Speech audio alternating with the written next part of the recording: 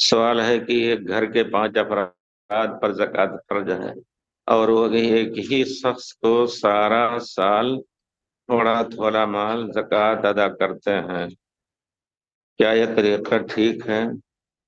نہیں سمجھ ملا۔ دیکھیے، آپ کہہ رہے ہیں گھر کے 5 افراد پر زکوٰۃ فرض ہے، تو 5 افراد الگ الگ اپنا اگر پیسے رکھتے ہیں اور وہ ایک ہی شخص کو سارا سال تھوڑا تھوڑا مال زکوٰۃ ادا کرتے ہیں، یعنی زکوٰۃ کے کئی آپ یہ سوچ کہتے ہیں کہ شاید ایک غریب ہے، ہم اس کو سال بھر اسی سے دیں گے۔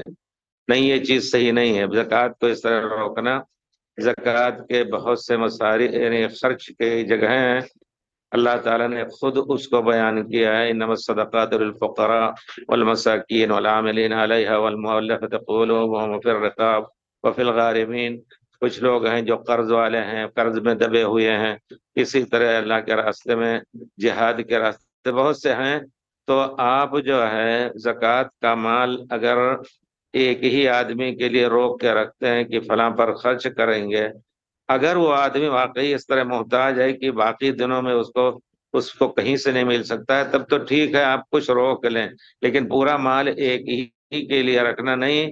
آپ کچھ روک لیں، ان سے کہہ دے بھائی دے دیجئے، وہ بیچارے کو سال بھر اس کا ہم لوگ خرچ چلائیں، یہ صحیح ہے۔ لیکن پورا مال اپنا اڈیل دے ایک آدمی کو، یہ صحیح نہیں ہے۔ لیکن اس کے لیے اگر آپ مانگ بھی سکتے ہیں کہ فلاں آدمی فاقہ کر رہا ہے، لوگ جو ہے آپ الحمدللہ مالدار ہیں، تو آپ کے لیے مانگ کر کے اس کو دینا جائز ہے، بلکہ یہ سنت رسول کے مطابق ہے۔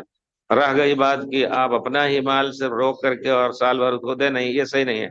آپ خود بھی کچھ دیں اور دوسروں سے بھی کہیں کہ بھائی ان کے لیے اس مہینے آپ دے دیجئے، اس مہینے۔